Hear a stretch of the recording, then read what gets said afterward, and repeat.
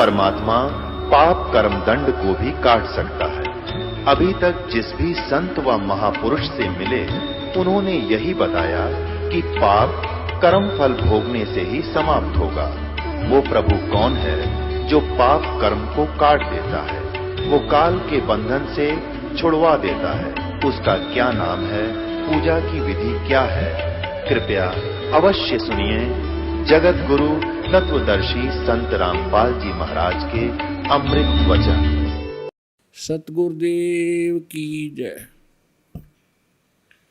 सर्वसंगत से प्रार्थना है, सत्संग प्रारंभ हो रहा है। कृपया सत्संग स्थल पर शांति पूर्वक विराजमान होकर के श्रद्धा से सत्संग सुने। परमेश्वर की प्यारी आत्माओं से पुनर्निवेदन है, सत्संग प्रारंभ हो रहा है। कृपया सत्संग स्थल पर शांति पूर्वक विराजमान होकर के श्रद्धा से सत्संग सुने। सत साहिब सतगुरुदेव की जय। बंदी छोड़ कबीर परमेश्वर जी की जय। बंदी छोड़ गरीबदास जी महाराज जी की जय। स्वामी राम देवानंद जी गुरु महाराज जी की जय हो।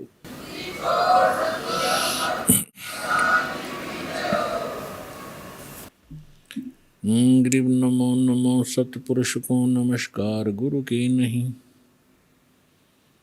सुर नर मुनि जन साधु संतों सर्वस दी नहीं। सतगुरु साहेब संत सब दंडोतम प्रणाम।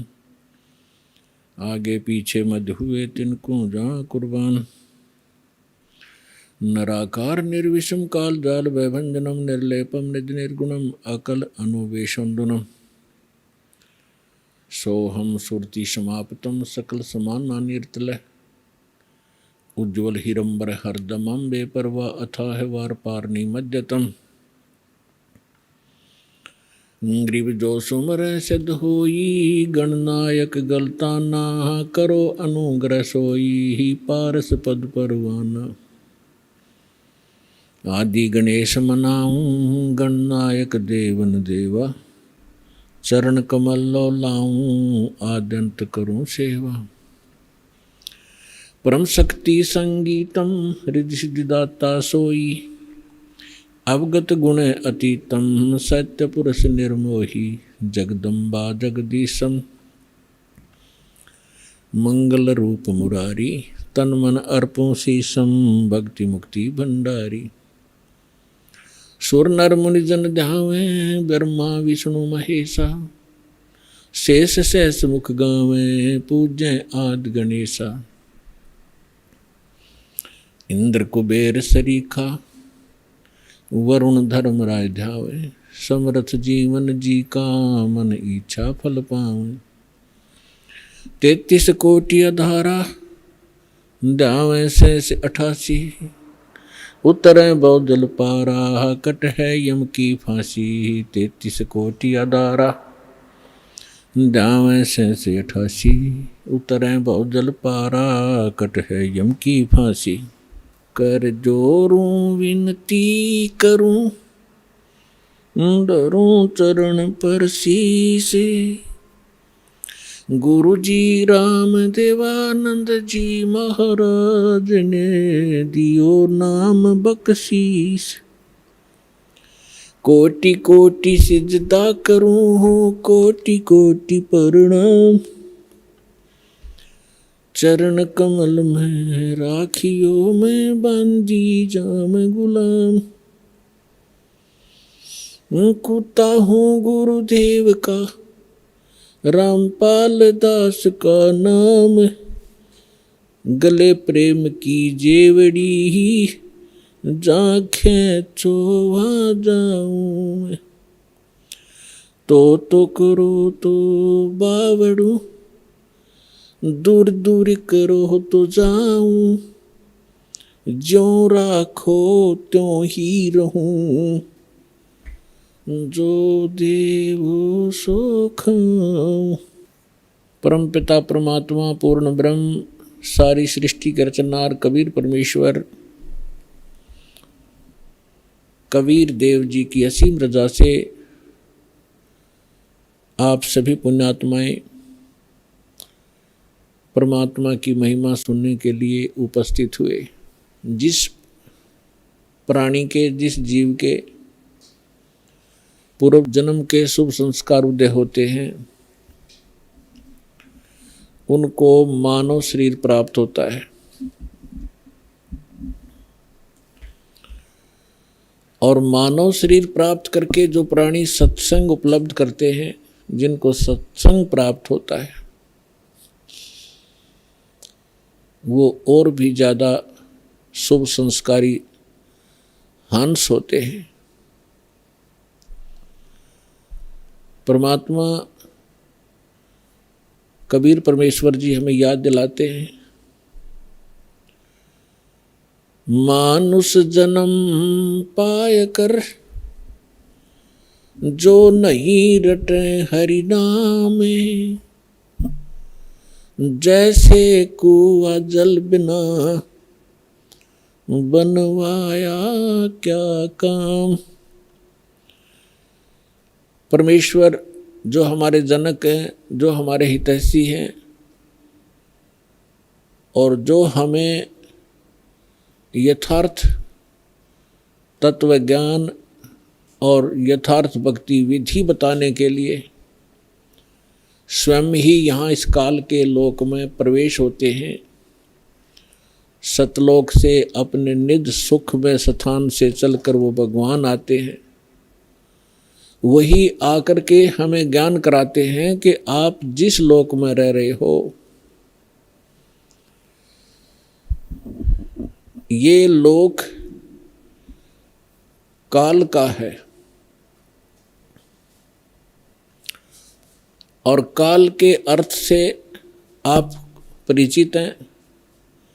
श्रीमद् भगवत गीता अध्याय नंबर 11 के श्लोक नंबर 32 में गीता ज्ञानदाता श्री कृष्ण जी में प्रवेश करके ये काल बोल रहा है। ये कह रहा कि अर्जुन, मैं काल हूँ और सभी लोकों का नाश करने के लिए अब प्रवृत्त हुआ हूँ।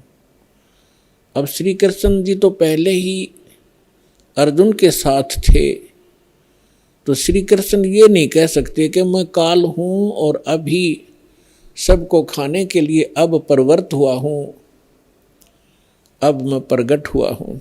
ये काल कौन है, इसके विषय में रह रहकर सत्संग के माध्यम से बताया गया है और बताते रहेंगे। आज थोड़ा सा विषय दूसरा रहेगा। तो श्री कृष्ण जी के अंदर प्रवेश करके ये काल बोल रहा है। ये खुद कह रहा है कि मैं काल हूँ और सबका नाश करने के लिए प्रकट हुआ हूँ। तो इससे सहज समझ में आ सकता है, विचार किया जा सकता है कि जिसको हम भगवान मान रहे थे वो तो काल है, जिससे हम सुख की आशा करते थे उसके पास सुख नाम की वस्तु नहीं है। जैसे कोई अंगारों से, अग्नि से और शीतलता खोजने की चेष्टा करता है तो उसको ज्ञान नहीं है, किसी ने भ्रमित कर रखा है, उसको हाथ जला रहा है रह रहकर। ठीक इसी प्रकार अब तक जितने ऋषि, महर्षि, साधु, संत हुए हैं जो परमात्मा से परिचित नहीं हो पाए, जिनको भगवान मिले नहीं, उन्होंने इस काल को ही परमात्मा जानकर इससे सुख प्राप्ति के लिए हजारों वर्षों तक अपने शरीरों को गला दिया सुख की प्राप्ति में। अब प्रश्न यही उठता है कि जहां अंगारे बरस रहे हों और वहां पर शीतलता की आशा जो करता है तो वो अज्ञानी व्यक्ति होता है। तो अभी तक हम अज्ञानी थे इस काल के लोक में और हम सुख खोज रहे थे। तो परमेश्वर ने आके बताया कि जिसको आप सुख मानते हो, किसको सुख मानते हो? जो निर्धन है वो सोचता है कि धनवान सुखी, धनवान ये सोचता है कि राजा सुखी। धनी सोचता है कि मेरे सामने भी बहुत सी प्रॉब्लम आती हैं, समस्याएं आती रहती हैं, कई चोरी का डर है, कभी कोई टैक्स देना पड़ता है, कभी कुछ करना होता है, तो वो सोचता है कि राजा सुखी। परमात्मा कहते हैं राजा को स्वप्न में भी सुख नहीं होता। राजा लोग अंत में वो सोचते हैं कि स्वर्ग के देवता सुखी होंगे।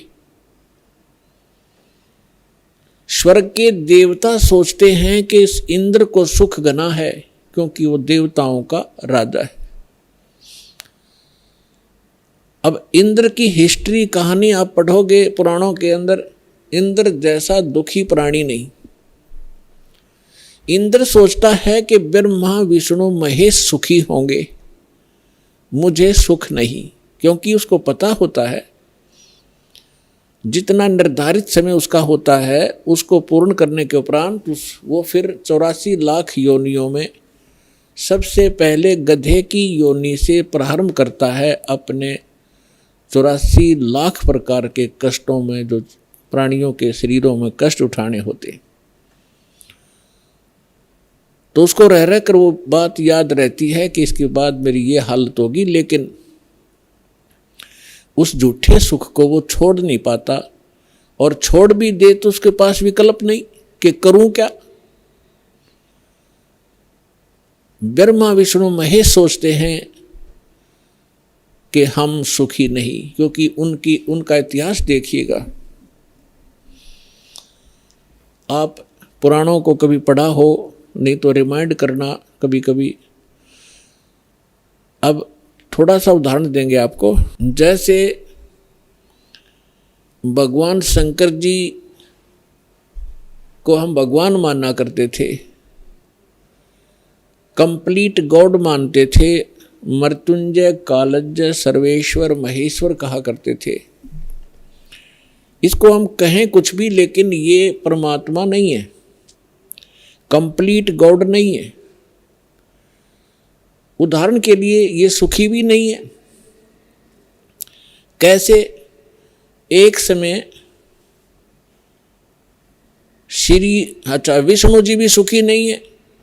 विष्णु अवतार श्री रामचंद्र रूप में राजा दशरथ के घर जन्म लिया, ये सभी हमारे धर्म गुरु भी बताते रहे हैं और इनके लीला, इनकी जीवनी भी बताती है।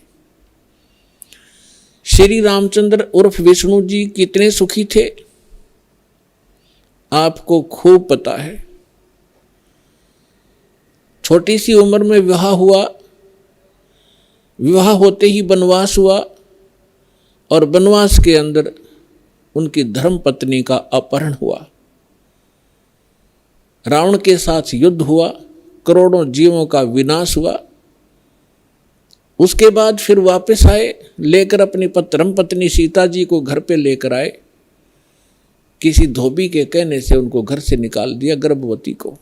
पुत्र कहीं, परिवार कहीं और श्री राम कहीं। वो प्राणी सपने में सुखी नहीं हो सकता जिसके बालक दुखी हो कि तो जंगल के अंदर। जिस समय श्री रामचंद्र जी को वनवास प्राप्त था, सीता जी का अपहरण हो चुका था, श्री रामचंद्र जी विलाप कर रहे थे, रो रहे थे सीता जी की खोज में। ऊपर से भगवान शंकर अपने द्वीप से, अपने लोक से श्री रामचंद्र जी अर्थात विष्णु जी को प्रणाम कर रहे थे। ऊपर से पार्वती जी की दृष्टि पड़ी कि ये किसको प्रणाम कर रहे हैं महेश्वर। पूछने पर पता चला कि नीचे जो व्यक्ति रो रहा है, वृक्षों से लिपट लिपट कर रो रहा है, पशुओं से गले मिल रहा है, उनसे पूछ रहा है मेरी सीता कहाँ गई, उसको ये प्रणाम कर रहा है। और उसको विष्णु भगवान का अवतार बता रहा है कि भगवान विष्णु हैं। पार्वती जी को ये बात अच्छी नहीं लगी, उसको विश्वास नहीं हुआ कि सचमुच ये व्यक्ति जो सामने रो रहा है और जिसकी पत्नी का अपहरण हो चुका है, जिस कारण से रो रहा है, तो ये भगवान नहीं हो सकता। पार्वती जी ने कहा कि जो व्यक्ति रो रहा है आप उसको भगवान बता रहे हो, मुझे विश्वास नहीं, मैं तो इसकी परीक्षा लूंगी और सीता रूप बनाऊंगी इसकी पत्नी का, और यदि ये मुझे पहचान लेंगे तो मैं मान लूंगी कि ये भगवान है। भगवान शंकर ने कहा कि आप सीता रूप मत बनाना, यदि आप सीता जी का रूप बना लोगी तो मेरे काम नहीं रहोगी, मेरी माँ के तुल्य हो जाओगी, मैं आपको एज ए वाइफ स्वीकार नहीं करूँगा। फिर उस समय तो पार्वती जी ने कह दिया कि ठीक है, मैं नहीं परीक्षा लूँगी। भगवान शंकर चले गए इधर उधर सैर सपट्टे को। पीछे से पार्वती जी ने सीता रूप बनाया, श्री रामचंद्र जी के सामने खड़े हो गए। उस समय श्री रामचंद्र जी की दिव्य दृष्टि यानी बुद्धि इस काल भगवान ने खोल दी। अपनी तो पत्नी का पता नहीं उसको कि कौन उठा ले गया, और सामने खड़ी पार्वती को पहचान लिया जिसने बिल्कुल as it is Sita ji का रूप बना रखा था। क्या कहा कि हे दक्ष पुत्री माया, आप भगवान शंकर को कहाँ छोड़ाए। इस बात को सुनकर पार्वती जी लज्जित हुई और कहा कि भगवान शंकर आपको ठीक ही प्रणाम कर रहे थे, मैं आपकी परीक्षार्थ सीता रूप बनाकर आई थी। ये कहकर वो चली गई। अब इस कथा से आपको बहुत से परिणाम निकलेंगे, रिजल्ट निकलेंगे, निष्कर्ष निकलेंगे। एक तो कंसेप्ट यही क्लियर करेंगे कि आपके मन में ये शंका उत्पन्न होगी कि श्री रामचंद्र जी ने पार्वती जी को तो पहचान लिया और अपनी पत्नी के विषय में उसको ज्ञान नहीं। ये कारण क्या है? जिसमें आपको ये कारण समझ में आवेगा तो आप समझो अध्यात्म मार्ग पर चल पड़े। इसका कारण है जैसे गीता अध्याय नंबर 7 के श्लोक नंबर 4, 5 और 6 में ये गीता ज्ञानदाता कहता है कि अर्जुन, यहाँ जितने भी मेरे लोक में जितने भी प्राणी हैं, इनमें बलवानों का बल, बुद्धिमानों की बुद्धि मैं ही हूँ, यानी मेरे ही कंट्रोल में है। जब चाहे इनको ओपन कर दूँ, जब चाहे इनको ऑफ कर दूँ, जब चाहे मैं इनको ऑन कर देता हूँ। उदाहरण के लिए एक समय आपने महाभारत खूब सुना होगा, महाभारत का युद्ध भी सुना है खूब। महाभारत के युद्ध के दौरान अर्जुन ने अपने धनुष के माध्यम से इतना नरसंहार किया था और सूरवीर कहलाए थे। एक तीर से 100 व्यक्तियों को मार डालते थे। वही गांडीव धनुष सुप्रसिद्ध था उसका। जिस समय श्री कृष्ण अर्थात विष्णु जी श्री कृष्ण रूप में देवकी के गर्भ में जन्मे थे, उसके बाद उन्होंने श्री कृष्ण रूप में जो का लीला की थी, जीवन व्यतीत किया था, अंत समय में उनकी मृत्यु एक शिकारी के विषाक्त तीर से हुई थी और पांडवों को उसने वहां बुलाया था। अंत समय में पांडवों से श्री कृष्ण जी ने कहा था कि आप इन सभी औरतों को जितनी द्वारका के अंदर हैं सबको अपने साथ ले जाओ। यहाँ पर यादव कोई बचा नहीं है, क्योंकि दुर्वासा जी के श्राप से इंक्लूडिंग श्री कृष्ण जी यादव कुल पूरा नाश हो गया था। छोटा बालक भी नहीं बचा था। नर यादव जो गर्भ में थे, गर्भवती औरतें थी उनके गर्भ में थे। उसके बाद ये वंश पुनः चला है। तो और कहा था कि आप इनको वहाँ ले जाओ अपने राज्य में, यहाँ पुरुष रहा नहीं, यहाँ के और लोग इनकी बेइज्जती करेंगे, सताएंगे, आप इनको ले जाना। तो श्री कृष्ण जी के आदेशानुसार अर्जुन सभी गोपियों को, द्वारका की स्त्रियों को साथ लेकर आ रहा था। रास्ते में भीलों ने, जंगली लोगों ने उनको घेर लिया। अर्जुन उनसे लड़ने की तैयारी करने लगा। उसके हाथ से गांडीव धनुष उठा नहीं। और खड़ा खड़ा देख रहा, थर थर कांप रहा है योद्धा। भीलों ने उसको पीटा, औरतों के गहने तोड़ दिए, कुछ औरतों को घसीट ले गए। अर्जुन खड़ा खड़ा कांपता रहा।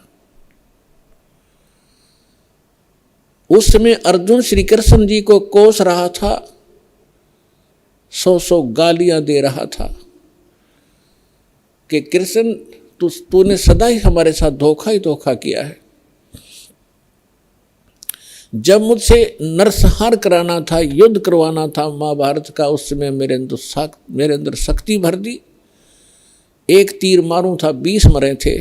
आज वही अर्जुन और वही धनुष, आज मैं इसकी प्रत्यंचा नहीं चढ़ा पा रहा हूं। तो यहां परमात्मा कहते हैं कि जो इस रोग की जड़ है उसका तुम्हें पता ही नहीं।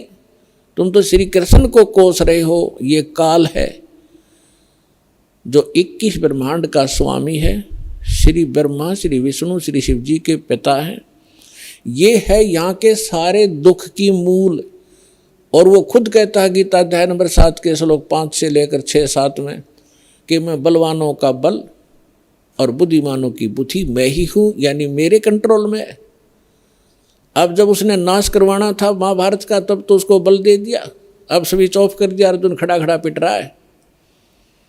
ठीक इसी प्रकार श्री रामचंद्र जी को की वहाँ तो बुद्धि खोल दी कि ये सीता नहीं है, पार्वती है। अपनी पत्नी का पता नहीं, उसको उठा कौन ले गया, ऑफ कर दी फिर बुद्धि उसने।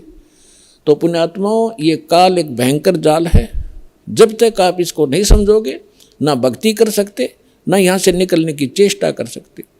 इसीलिए आपको रह रह कर यहाँ बुलाया जाता है, इस काल के जाल को विस्तार से समझाया जाता है, ताकि आपको डर बने। आप कहाँ रह रहे हो, यहाँ क्या आशा लगाए बैठे हो, किसके लिए सारा दिन भटक रहे हो। एक कोठी बनाऊंगा, एक बंगला बनाऊंगा, कार लूँगा, लड़का बड़ा अफसर बन जाएगा। कल मृत्यु हो जाती है लड़के की या पिता की। आप देख रहे कितने दुर्घटनाएं होती हैं। पीछे केदारनाथ के अंदर हजारों की संख्या में सपरिवार मारे गए ऐसे लोक में, और आप सुख खोज रहे हो। परमात्मा आके हमें बताया करते थे। तो भगवान परमेश्वर ने आके हमें बताया कि इसका एक विकल्प है। वो स्थान न्यारा है, वो भगवान न्यारा है जो कभी दुख नहीं देता। आप अंगारों में और शीतलता खोज रहे हो, आप काल के लोक में सुख खोज रहे हो। अब प्रसंग पर आते हैं कि ब्रह्मा विष्णु महेश भी सुखी नहीं। अब उधर से जब भगवान शंकर को पता लगा कि काल के हाथ में बुद्धि, उसने बुद्धि ऑन कर दी। शंकर भगवान की दिव्य दृष्टि से देखा और अपनी पत्नी से पूछा कि तू क्या सीता रूप बनाकर गई थी तू? तो उसने मना कर दिया कि नहीं, मैं नहीं गई भगवान, मैं नहीं गई। कि झूठ बोलती है तू झूठ बोलती है। इस बात से वो झिझक गई और चुप हो जाना ही उसका स्वीकृति मानी गई कि सचमुच इसने गलती की है। तो भगवान शंकर ने पार्वती जी से अपनी पत्नी के रूप में उससे व्यवहार करना बंद कर दिया, बातें करना भी बंद कर दी। एक तरफ मौन साध कर बैठा रहते थे, बहुत ही कम बोलने लगे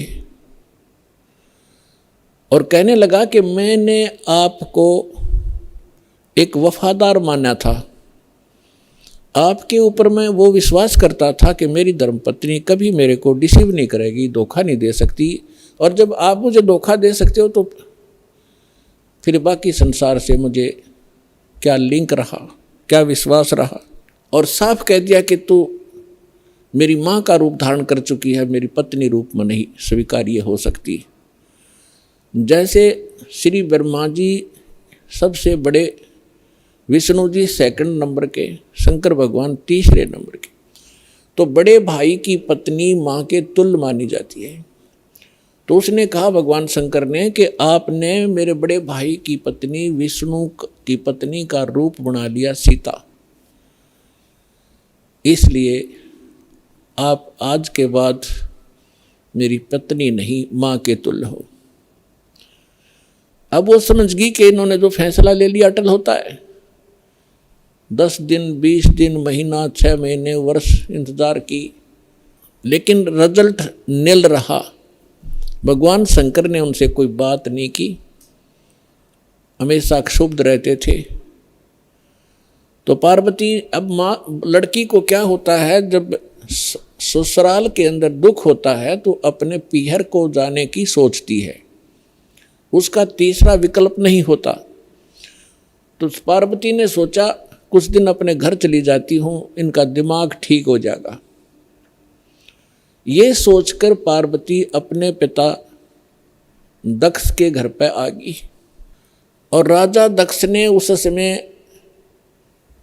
एक यज्ञ कर रखा था, और एक नियम है ब्राह्मणों ने बना रखा था, ऋषियों ने, कि जब भी कोई यज्ञ करे तो अपनी सभी बेटियों को, संबंधियों को और उनके पतियों को, दामादों को आमंत्रित किया जाए और प्रतिदिन उनको आदर के साथ उनको प्रतिदिन दक्षिणा दी जाए, जैसे ब्राह्मणों को देते हैं।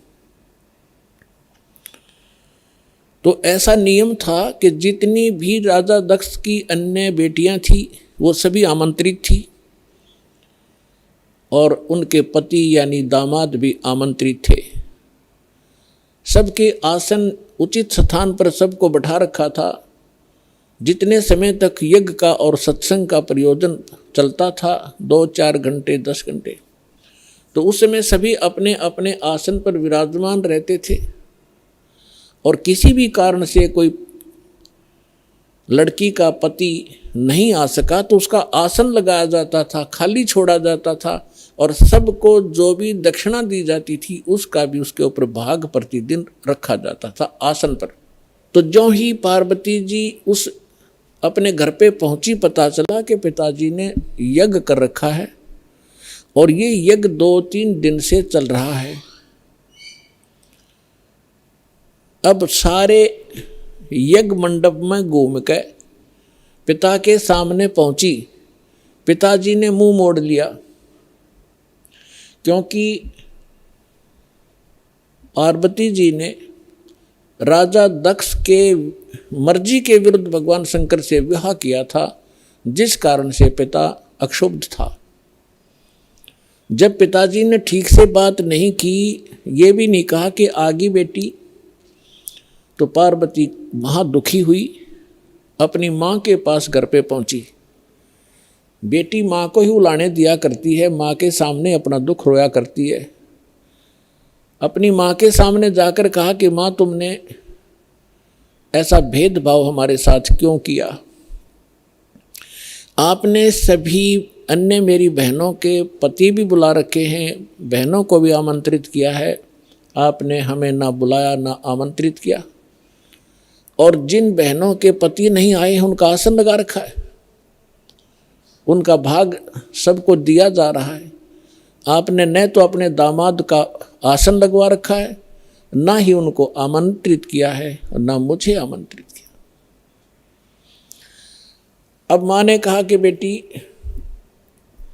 ना तो आप मेरी बात मानती, ना तेरा पिता मानता, तू जाने तेरा बाप जाने, उनसे बात कर।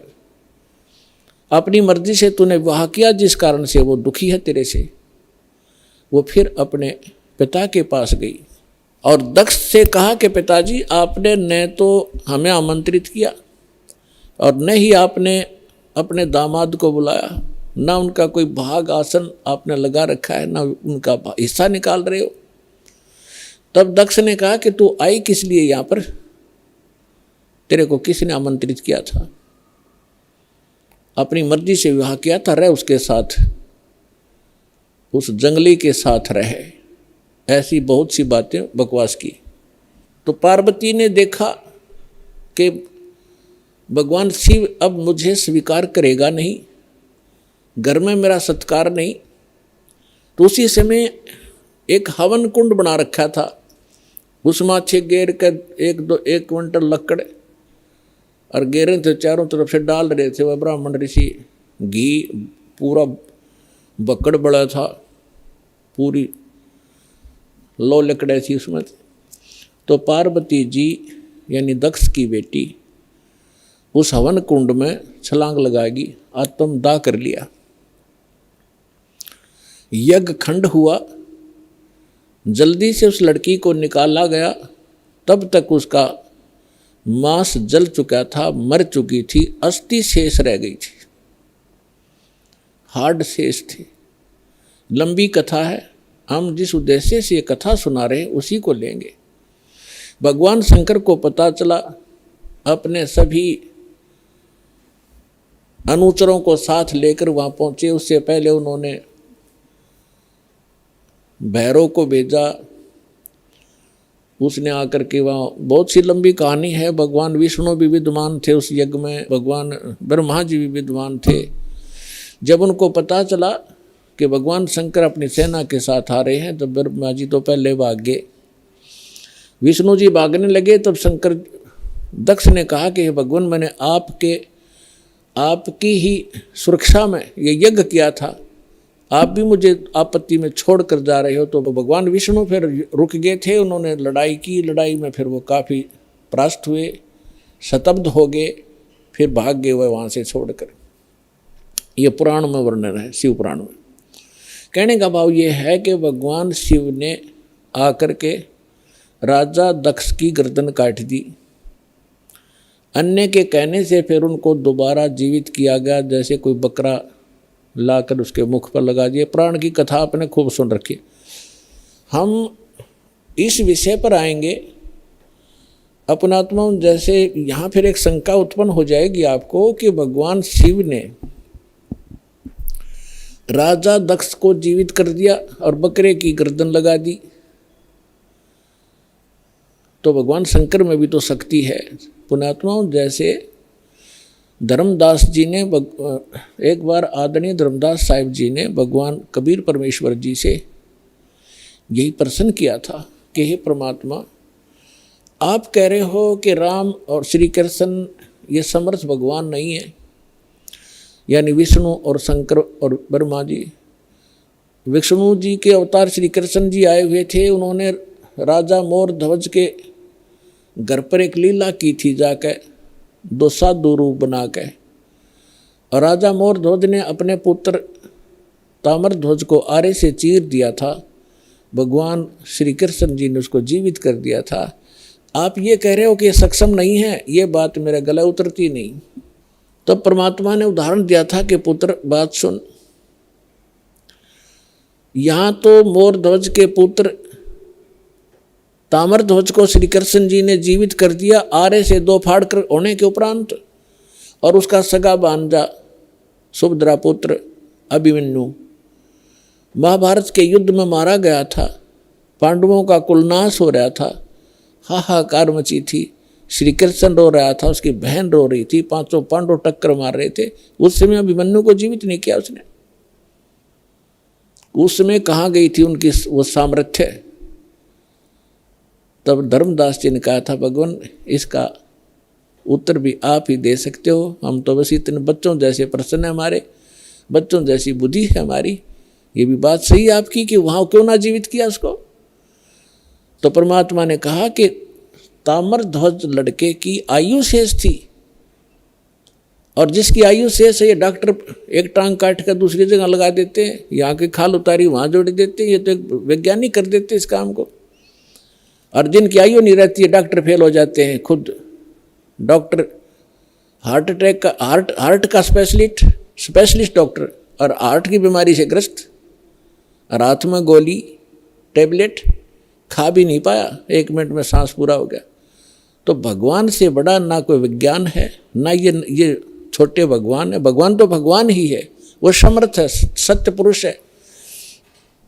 तब परमात्मा ने बताया कि ताम्र ध्वज की आयु शेष थी, अभिमन्यु की आयु इतनी ही थी, और ये भगवान इतना ही काम कर सकते हैं। आयु शेष थी तो उसकी राजा दक्ष को दूसरे गर्दन जोड़ दी, चल भाई, लेकिन ये सक्षम नहीं है। अब आगे देखना क्या होता है कि भगवान शंकर ने पार्वती जी की अस्थियां उठा ली और 10,000 वर्ष तक उसको सीने से लगा के पार्वती पार्वती दक्ष माया दक्ष पुत्री करते करते पागलों की तरह भटकता रहा। अपने आत्मा अब ये हम भगवान ब्रह्मा भगवान विष्णु भगवान शिव जी को सुखी माने, ये सुखी है, ये सुखी व्यक्ति के लक्षण है। 10,000 वर्ष तक पागलों की तरह खाना ना पीना ना, हाय पार्वती हाय दक्ष माया हाय दक्ष की पुत्री। तो हमारे पास ज्ञान का टोटा था, जिस कारण से हमने प्रत्येक को भगवान और समर्थ मान लिया। देखो ऐसा नहीं कह रहा दास, ना मेरे भगवान ने कहा कि ब्रह्मा विष्णु महेश बिल्कुल यूजलेस है। ये जितने सक्षम हैं, जितनी इनकी सामर्थ्य है उतना बताया है। जैसे एक स्टेट का प्रांत का मंत्री होता है और उस मंत्री को प्रांत के मंत्री को कोई प्रधानमंत्री मान रहा है तो वो भूल है उसकी। तो परमेश्वर ने और परमेश्वर से प्राप्त ज्ञान से इस दास ने ये इतनी भूल मिटाई है कि जिसको आप समर्थ शक्ति मान रहे थे, श्री ब्रह्मा श्री विष्णु श्री शिव जी दुर्गा आदि को, ये समर्थ नहीं है। ये केवल 21 ब्रह्मांड के अंदर एक ब्रह्मांड, 21 ब्रह्मांड इस काल के, इसमें 21 प्रांत समझ लो। एक प्रांत में ये एक विभाग के मंत्री हैं। रजोगुण विभाग के ब्रह्मा जी, सतोगुण विभाग के विष्णु जी, तमोगुण विभाग के शंकर जी। बस इतने मालिक हैं ये। और ये किसी के संस्कार को कम और अधिक नहीं कर सकते। वर्क डन ही देते हैं, अपना किया कर्म ही प्राप्त कराते हैं। समर्थ परमात्मा परम अक्षर ब्रह्म सत्य पुरुष कबीर साहिब जी, ये हमारे प्रारब्ध के अंदर यानी हमारी किस्मत में लिखी हुई हमारे पाप कर्मों का नाश करके, और पाप कर्मों हमें सुखी कर देते हैं। हमारी मृत्यु होनी हो उसको टाल देते हैं। हमारा और भी कोई आपत्ति होनी है, कोई अक्षति होनी है, उसको भी वो जो पाप कर्म से होनी थी और पाप कर्म नाश हो गया, उस कर्म से ही तो हानि होनी थी, कर्म परमात्मा ने कैंसिल कर दिया तो सुख हुआ। तो ये केवल समर्थ परमात्मा ही कर सकते हैं।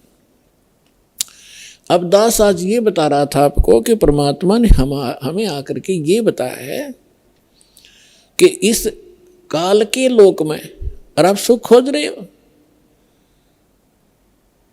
जिनको आप परमात्मा माना करते थे, थारे भगवान, आपके भगवान सुखी नहीं, कभी सपने में सुख नहीं हुआ उनको।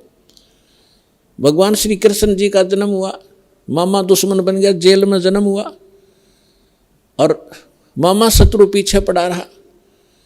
कभी जरा सिंह मारने आ रहा है, कभी शिशुपाल लठ उठा रहा है, कभी जरा सिंह, कभी काल्यवन आ गया। आखिर में भगवान ने, यानी ये 3 लोग का जो इतना सामर्थ्य है इस मालिक ने, अपने को राहत प्राप्त करने के लिए कि शायद कुछ सुख का सांस मुझे आ जावे, मथुरा छोड़ दी और द्वारका बनाई। बहुत दूर जाके जंगल होते थे पहले, बीच में बिल्कुल कट ऑफ हो जाता था, पता भी नहीं लगता था कहाँ चले गए लोग। द्वारका समुद्र के अंदर एक टापू में जाकर अपना जीवन निर्वाह किया। और अंत कैसा हुआ श्री कृष्ण जी का? अब भगवान सूक्ष्म वेद में बताते हैं, एक समय द्वारका के किनारे, द्वारका की बनी में, एक तो होता जंगल, एक होती है बनी यानी स्मॉल फॉरेस्ट, छोटा जंगल जो गांव के नगर के आसपास होता है, उसको बनी बोलते हैं। तो वहां बनी में जाकर दुर्वासा ऋषि बैठ गए और दुर्वासा ऋषि के विषय में बहुत प्रसिद्धि थी, उसका बड़ा बोलबाला था, वेल नोन हो रहे थे कि भूत भविष्य और वर्तमान के वे पूर्ण ज्ञाता है। और उस समय यादव 56 करोड़ हो गए थे संख्या में, 56 करोड़ द्वारका के अंदर रहने वाले। और भगवान श्री कृष्ण जी ने कुछ एक ऐसे शरारती तत्वों को मार डाला था जिस कारण से वो हीरो पा के गए थे। प्रत्येक के हृदय में ये हो गया था कि इनसे ताकतवर पृथ्वी पर कोई नहीं। जिस कारण से यादव अभिमानी हो गए थे, वो साधु संतों की अब जो सत्कार करना भी छोड़ गए थे, उनके साथ बदतमीजियाँ करना शुरू कर दिया था। इसी बहम में उनका वो टाइम आ गया नाश होने का। अहंकार पुण्यात्माओं कोय कर लियो, अंत में उसको बहुत भारी चोट लगेगी। जीव ही रहना चाहिए, जीव को अपनी औकात का पता लगा रहना चाहिए ताकि वो आधीन बनकर रहे। आधीनी के पास है पूर्ण ब्रह्म दयाल, मान बड़ाई मारियो बेअदबी सिरकाल। विभीषण का भाग बडेरा, दासातन आया तिस डेरा, दासातन आया विश्वे बीसा, अर्ता को लंक देई बख्शीसा। ये उदाहरण देकर समझा रहे हैं परमात्मा के अधीन व्यक्ति के साथ भगवान होता है, और यहाँ के जो झूठे मूठे सुख हैं वो भी उस अधीन और भक्त को ही प्राप्त हुआ करते हैं। रावण ने कितनी भक्ति की, सिर भी काट कर चढ़ा दिए, लेकिन अभिमान नहीं गया। जिस लंका को वो रखना चाहता था उस लंका को से भी हाथ धोना पड़ा अंत में उस अहंकारी प्राणी ने, और एक अधीन बनकर भगवान की भक्ति करता था। परमात्मा आए हुए थे, मुनिंद्र नाम से आए थे त्रेता युग में, जब मंदोदरी और विभीषण परमात्मा के शिष्य हुए थे। और परमात्मा के ज्ञान से आधीनी आती है, आधीनी शिक्षा पर सभी भगत के गुण संपन्न होते हैं, और जिसके अंदर भगत के गुण है वह भगवान रहता है। जिस कारण से विभीषण को वो लंका भी प्राप्त करवाई दाता ने, और रावण उस लंका को रख नहीं सका। वो भक्ति भी करता था लेकिन अभिमान नहीं कहा। तो कहने का भाव ये है कि इस सत्संग से आपको हर एक पहलू पर रोशनी दी जाएगी, ताकि आप परमात्मा के इस तत्व ज्ञान की रोशनी से कहीं ठोकर ना खावें, कहीं गिर ना जावें, अपना काम ना बिगाड़ लें। ये फाउल पॉइंट आपको गिनवाए जा रहे हैं भक्ति के अंदर जो होते। तो यहाँ परमात्मा कहते हैं कि आदीनी के पास है वो पूर्ण ब्रह्म दयाल, मान बड़ाई मारियो हो बेअदबी सिरकाल। विभीषण का भाग बडेरा, के बड़भागी था विभीषण, के दासातन आया तिसनेड़ा, के उसके पास आधीनी आई। विभीषण का भाग बडेरा, दासातन आया तिसनेड़ा, दासातन आया विश्वे बीसा, जाको लंक दई बख्शीसा। ऐसा दासातन है भाई, लंक बख्शते वार न लाई। फिर परमात्मा कहते हैं कि उस नम्र आत्मा विभीषण भगवान की सतभक्ति करता था, तो यह झूठा सुख भी अगर तुम्हें चाहिए तो भी इस तरीके से मिलेगा। अधीन रहो, जब तक रहो आपको सुख का सांस रहेगा और फिर मोक्ष प्राप्त हो जाएगी। अब हम आते हैं उसी प्रसंग पे कि यादव सभी भगवान श्री कृष्ण जी की आड़ में अहंकारी हो गए, साधु संतों का सत्कार त्याग दिया, उनके साथ मजाक करने लगे। तुम क्या हो, तुम भटकते फिरते हो जंगल में, हैं अपना कोई धंधा करके क्यों नहीं खाते हो, इस तरह की भाषा बोलने लगे। उस समय दुर्वासा जी उस बनी में जाकर बैठ गए, द्वारका के बाहर थोड़ी सी दूरी पे। और द्वारका के अंदर इस बात की एक ऐसी रूमर चली, चर्चा का विषय बना कि एक महापुरुष आए हैं दुर्वासा जी, बड़े पहुँचे हुए संत हैं और भूत भविष्य और वर्तमान की सब जानते हैं। श्री कृष्ण जी के पुत्र प्रद्युम्न और उसके साथियों ने मिलकर एक कुबद सूझी, उन्होंने एक फैसला लिया कि भाई ऐसे सुन रहे हैं कि ये दुर्वासा जी बड़े पहुँचे हुए महापुरुष हैं और भूत भविष्य की सारी जानते हैं, इसकी परीक्षा लेते हैं। उन्होंने क्या किया कि प्रद्युम्न को, श्री कृष्ण जी के पुत्र को, एक स्त्री का स्वांग करवा दिया, स्त्री के कपड़े बना दिए और एक गर्भवती स्त्री का स्वांग बना दिया। पेट के ऊपर एक कढ़ाया, जैसे छोंक छांक लाने की छोटी सी कढ़ाई हो घर में रसोई में, एक छोटी सी कढ़ाई पेट का बांध दी और ऊपर के उसके लोग गड़ बांध दिया रुई सी, फिर कपड़ा बांध दिया और ऊपर के और ताले कपड़े पड़ा दिए और मुंह ढक लिया, घूंघट काट के चल पड़ी। 10-12 उसके साथ और जो शरारती स्कीम बना कर गए थे वो गए। दुर्वासा जी के पास जाकर उन्होंने कहा कि भगवान प्रणाम हो ऋषि जी को, हम आपके पास एक समस्या लेकर आए हैं। दुर्वासा जी ने पूछा, बोलो भाई क्या है तुम्हारी समस्या? कि ये व्यक्ति और ये इसकी पत्नी, इनके विवाह को 10-12 वर्ष हो गए थे ऋषि जी, अब भगवान ने दया बख्शी है या गर्भवती हुई है और ये उतावले हो रहे हैं। आपके बारे में सुना है कि आप भूत भविष्य और वर्तमान की सारी जानने वाले हो, तो ये आपसे ये पूछना चाहते हैं कि इसका लड़का होगा कि लड़की? अब दुर्वासा जी ने अपनी दूरबीन ला के देखा, देव दृष्टि, उसे वो समझ गया कि बकवास कर रहे हैं रामजादे। लाल आँख करके और ठाया चिमटा ने बोला, यादव कुल का नाश होगा, इससे तुम्हारा ना सर्वनाश होगा यादव कुल का, भाग जाओ रामजादो, तुम क्या कर रहे हो? और ये तो भाग लिए बालक, आगे थारा नाश होगा इससे। अब वो बच्चे भाग आए गाँव में। बच्चा तक ये था, पोता लड़का हो रहा था निरुद्ध, उसका परिधुम बन गए।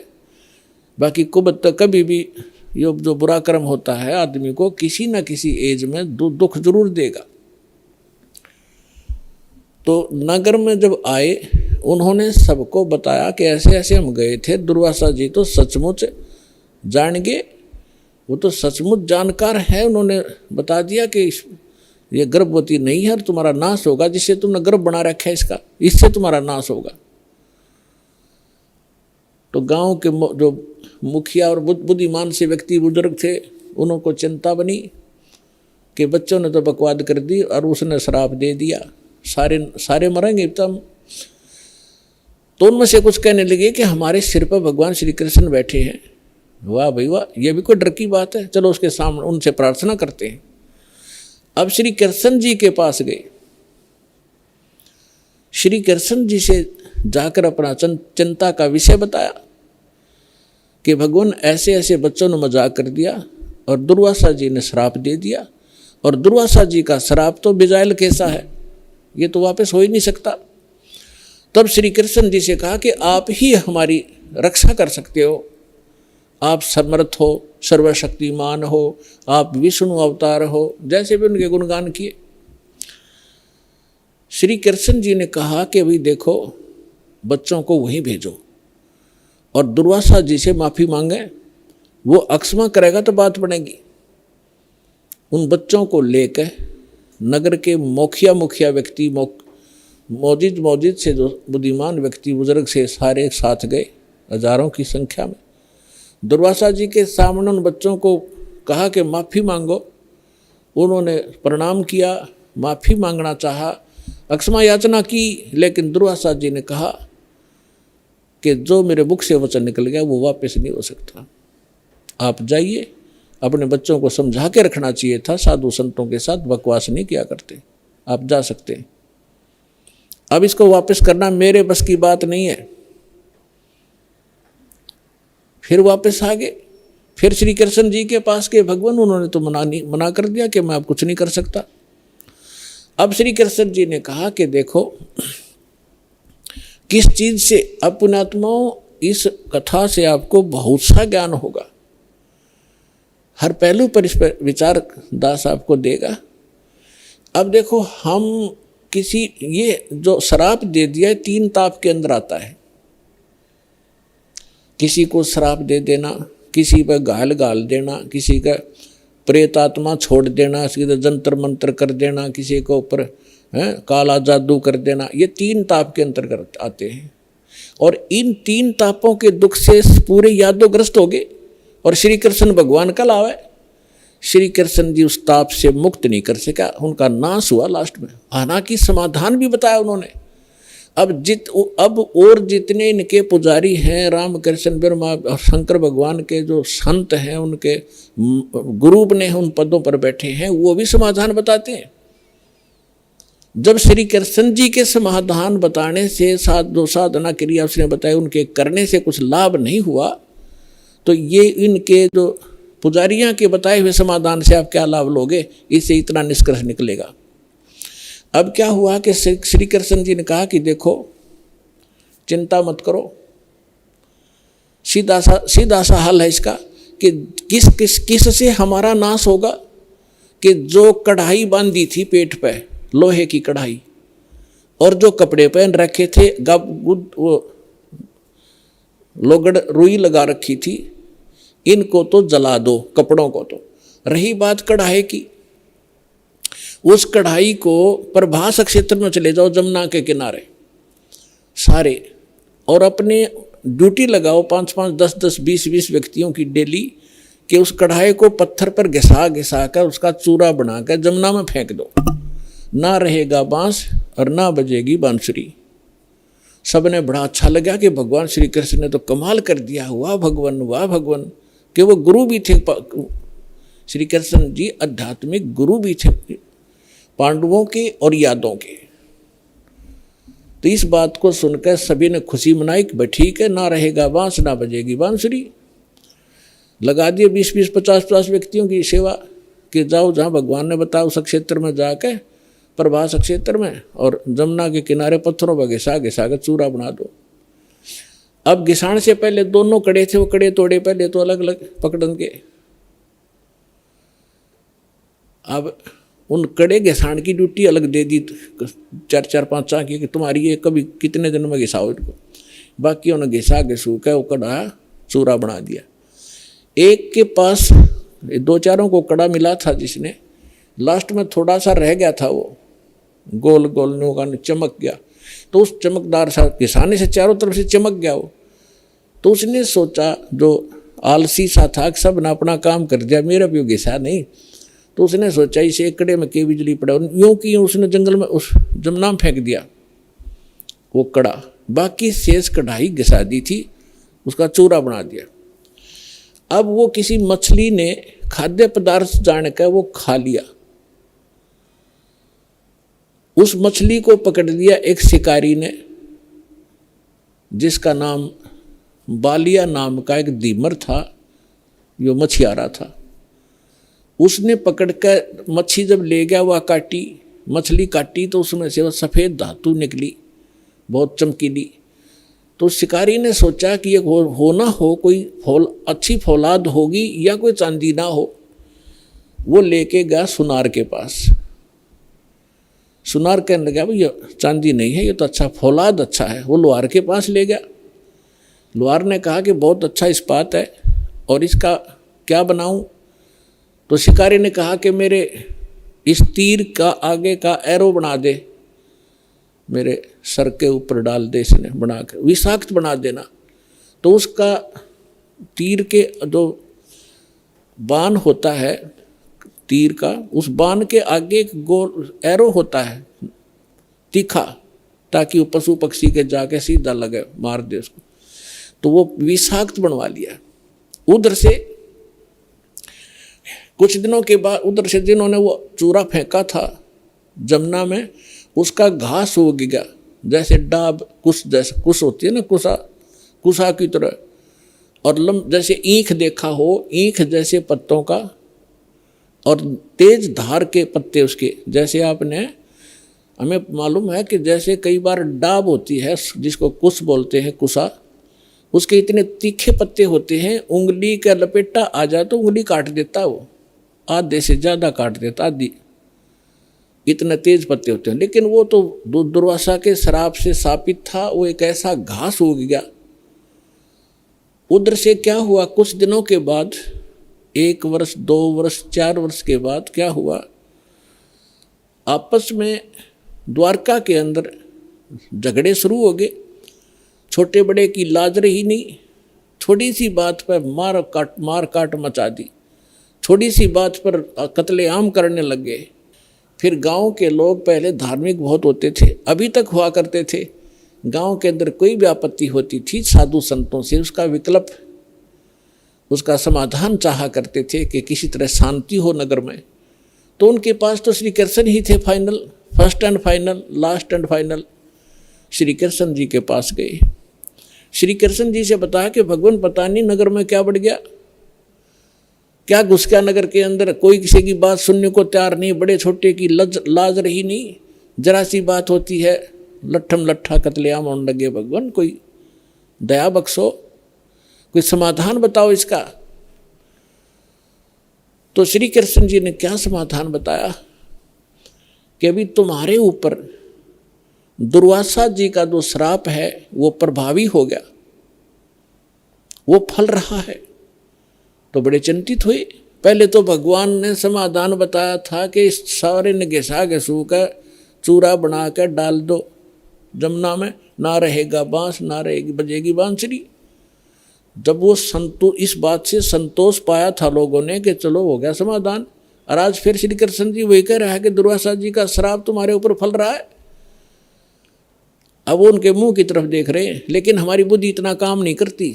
जैसे हम भी ऐसे ही दुखी थे, पहले जाते थे किसी गुरु के पास, वो कुछ अपना दुख लेकर वो कुछ समाधान बताता था, फिर दूसरी बार कुछ और समाधान बताता था, तीसरी बार कह देता था ये तो तेरे भाग में है, तेने भोगना ही पड़ेगा। फिर पहले डले क्यों ढुआ रहा था ये। ऐसे ही ये सब का यही स्थिति है। तो श्री कृष्ण जी ने पहले ये कहा था, फिर कह रहा है कि अब तो ये भोगना ही पड़ेगा तुम्हें। अब ये वो फल गया। तो फिर समाधान पूछा कि भगवान फिर आप समाधान बताओ। ऐसा करो, सभी जितने भी नर यादव हैं, पुरुष मेल ओनली, चाहे नवजात शिशु भी क्यों ना हो, प्रभास क्षेत्र में जाओ जहाँ वो कड़ा घिसाया था और चूरा डाल रखा था, वह घास उग रहा इतना बड़ा बड़ा कि वहाँ जाकर सभी के सभी जमुना में स्नान करके आओ। तुम्हारा साप पाप मुक्त हो जाओगे, साप मुक्त हो जाओगे जमुना में नहाने से, स्नान करने से। अब सब बड़े प्रसन्न हुए कि बड़ा सरल उपाय बताया भगवान ने। और सभी अपने अपने बच्चों को, नवजात शिशु से उसी दिन जन्मा था उसी भी लड़के को, ओनली लड़कों को ले गए साथ में और पहुंच गए 56 करोड़ वहाँ पर। पहले स्नान करें जाते ही, ताकि साप कटे, हमारा पाप ये साप नाश हो, शराब खत्म हो। और बाहर आते ही, क्योंकि पहले मन मुटाव चल ही रहा था सभी का, उसने तू ऐसे क्या बोल रहा था उस दिन, तू ऐसे उधर सारे इकट्ठे हो गए, तो कभी कभी मिले थे। बाहर आते वो एक दूसरे को गाली गलोच लट्ठम लट्ठा और घास निकाल लें, घास पाड़ें और मारें, गर्दन में लग के आर पार हो जाए, तलवार का काम करने लग गया वो घास। और 56 करोड़ यादव कटका मर गए थे वहाँ साप नाश करान, अपना नाश कर लिया वहाँ जाके। श्री कृष्ण जी के बताए समाधान अनुसार उनका साप तक कटा नहीं, साप तक नाश होया नहीं, यादव का नाश हो गया। अब यहाँ परमात्मा कहते हैं कि गरीबदास जी कहते हैं, तुम कौन राम का जपते जापम और ताते कटे ना ये तीनों तापम। समर्थ का शरणाग हो रंग होरी हो, भाई कदे न हो एकाज राम रंग होरी हो। कि समर्थ की शरण में आ जाओ, तुम्हारा कभी अकाज नहीं होंगे और ये तीनों ताप का नाश हो जाएगा। अब प्रसंग चल रहा है, उसी पर चलते हैं। अब 56 करोड़ यादव कटका मर गए, आपस में कत्लेआम कर दिया। विष्णु पुराण के अंदर लिखा है कि कुछ यादव बच गए थे। श्री कृष्ण जी फिर गए अपने वहाँ से, नगर से बाहर निकले, उसने उस घास को पाड़ा, उसमें यह लिखा कि वो मूसल बन गए, मूसल। उन मूसलों से शेष बचे हुए यादवों को खुद श्री कृष्ण जी ने मारा,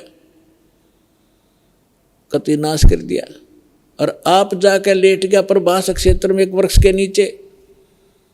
भगवान श्री कृष्ण के पैर में पद्म, एक चमकीला पदार्थ, जैसे हमारे तिल हो जाते हैं, मुछ हो जाते हैं, ऐसा उनके पैर में जन्म से ही एक पद्म था।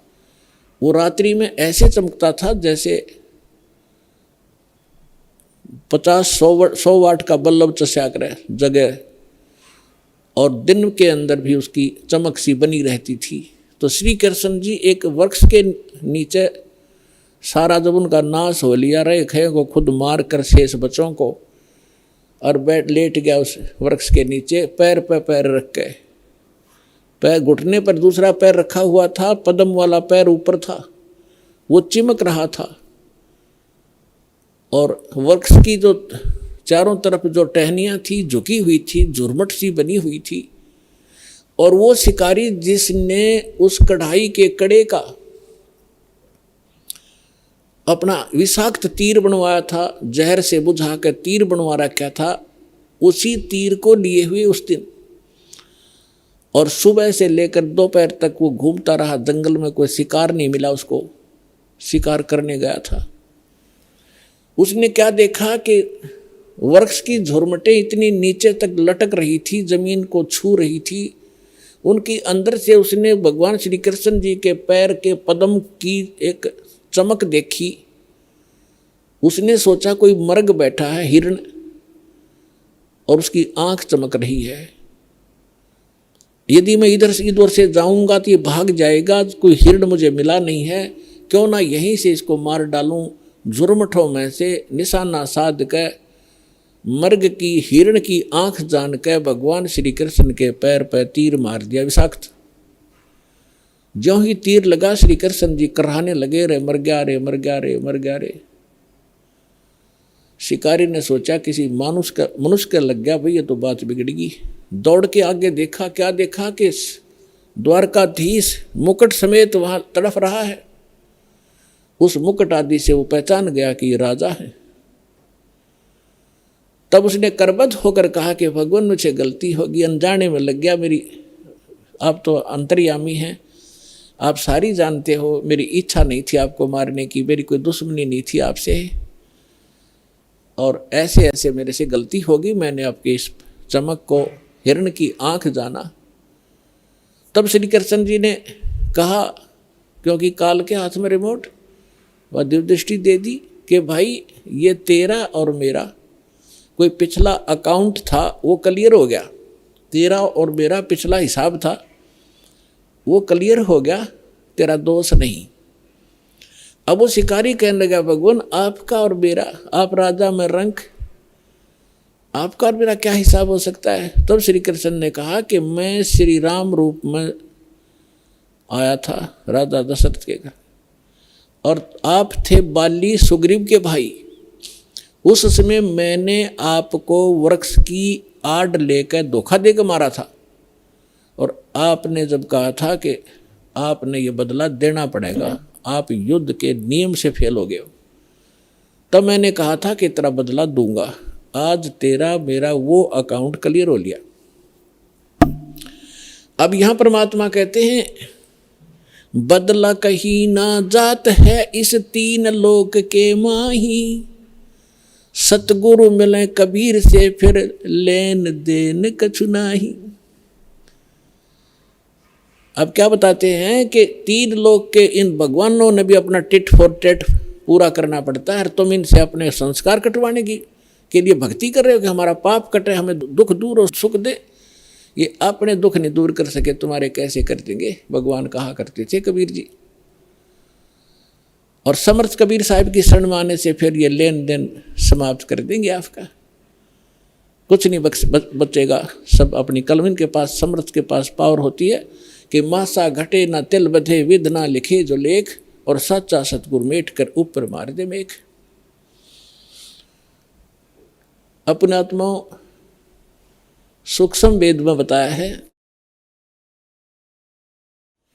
दुर्वासा को पे तहां समझन आई नीच, 56 करोड़ या 2 कटे वो मची रुद्र की कीच। अब ये भगवानों की तो दे दिया हिसाब किताब आपको, ये भगवान तो इसे थे आपके। अब जिनको आप ऋषि महर्षि मानते थे, दुर्वासा जी को तोप मानते थे कि बड़े महापुरुष हैं, वो तो नीच थे एक नंबर के।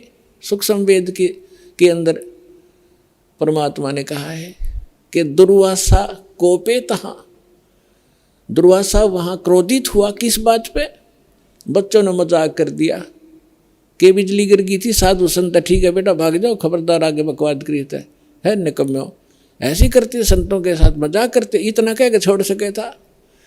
और श्राप दे दिया तुम्हारा नाश होगा। आम व्यक्ति से भी गिरे हुए थे ये लोग, जिनको मैं ऋषि माना करते थे। एक बुजुर्ग आदमी बड़े आदमी से को बालक मजाक भी कर ले, उसको इतना भयंकर श्राप दिया करते हैं। पुरात्माओं जैसे किसी के हाथ में बंदूक है, पिस्टल है, और कोई बालक मजाक कर दे और उसका वो गोली मार दे, वो तो एक ढेर आदमी होगा समर्थ, उसको पता है कि तो कितनी कितनी भयंकर वस्तु लिए रहा है, किसके ऊपर दाग रहा है। वो नीच व्यक्ति होता है, मजाक करने पे भी इतनी भी सहन नहीं कर सकता। तो इस स्थिति के थे वो ऋषि, उनके पास ये हथियार थे वचन के और श्राप देने के। तो यहाँ सूक्ष्म वेद में लिखा है कि दुर्वासा को पेतहा, क्रोधित हो गए और समझ न आई नीच, ये भी नहीं सोचा तू क्या करने जा रहा है, और 56 करोड़ यादव कट गए और वह मची रुद्र की कीच, यानी रक्त की 11 माच की, खून की 11 मच की, 56 करोड़ आदमी जहाँ लाश हो जाए और नदी बह कर चल पड़े खून की, रक्त की। तो यहाँ पुण्यात्माओं, ना तो ये भगवान समर्थ जिनको हम पूजा करते, ना ये ऋषि एक अन्य के जिनको ज्ञान ही नहीं था, इनको ये नहीं पता भगवान कौन है। अब ये भगवान के लिए निकले थे घर से, साधना करेंगे, भक्ति करेंगे, अंगार जहाँ अंगारों से शीतलता की खोज करने लगे, अंगारों पर चलने के अभ्यस्त हो गए। थोड़ी आँच को भी हम, थोड़ी ही आग को, आँच को हम सुख मान रहे। झूठे सुख को सुख कहे, ये मान रहा मन मोद, ये सकल चबीना काल का, कुछ मुख में कुछ गोद। परमात्मा क्या कहते हैं, भाई तन दर सुखिया कोई न देखा, जो देखा सो दुखिया हो, उदय अस्त की बात करे मन, सबका किया विवेका हो, सबका किया विवेका हो। तन दर सुखिया कोई न देखा, जो देखा सो दुखिया हो, उदय अस्त की बात करे मन, सबका किया विवेका हो, सबका किया विवेका हो।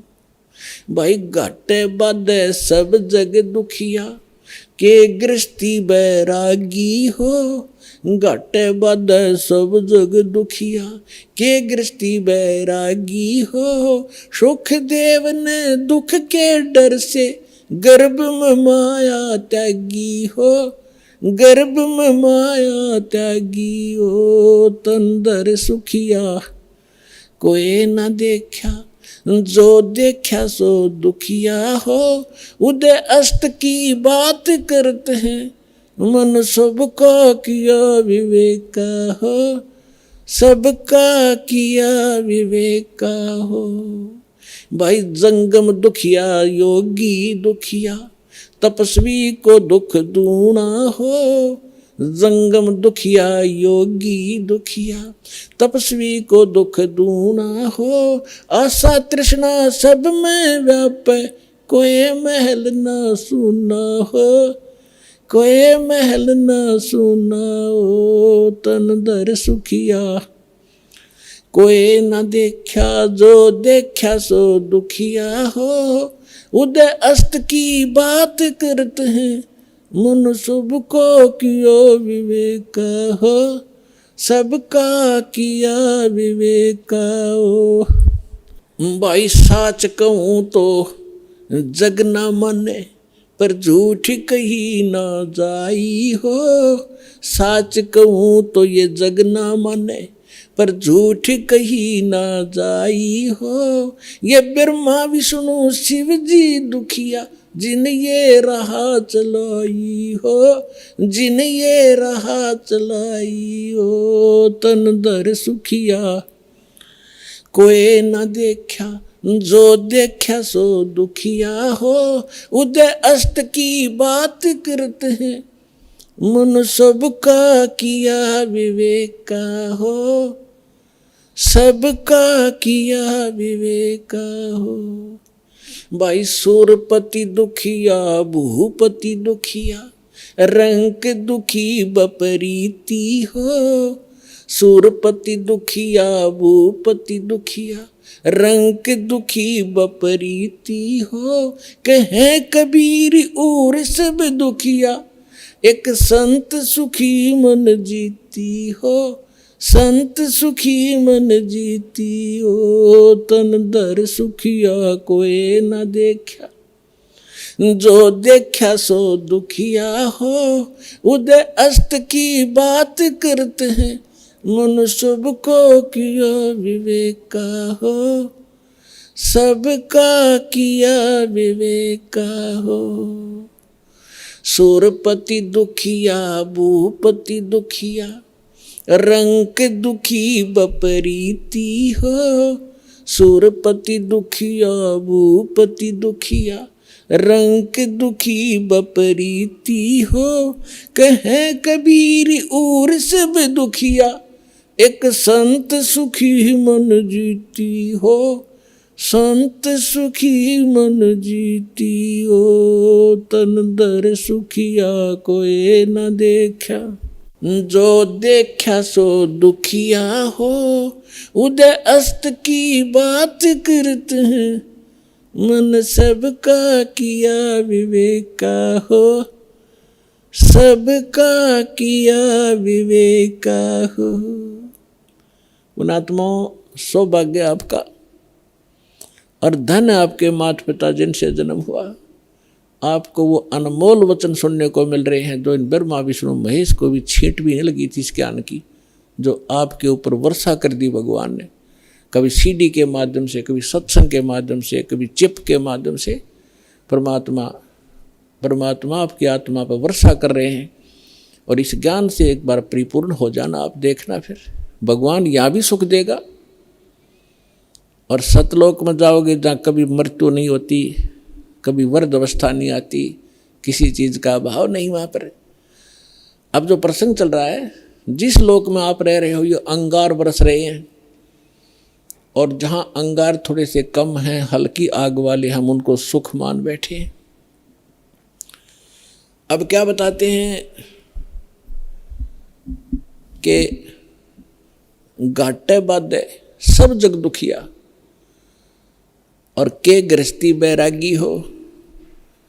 अब देखो पुणात्माओं, परमात्मा पाने के लिए जिसने घर त्याग दिया हम उसको बैरागी मानते थे, सन्यासी मानते थे। अब वो बैराग प्राप्त करना और सन्यासी होना हमने कहाँ से ग्रहण किया, कौन से ग्रंथ से प्राप्त किया हमने ये ज्ञान?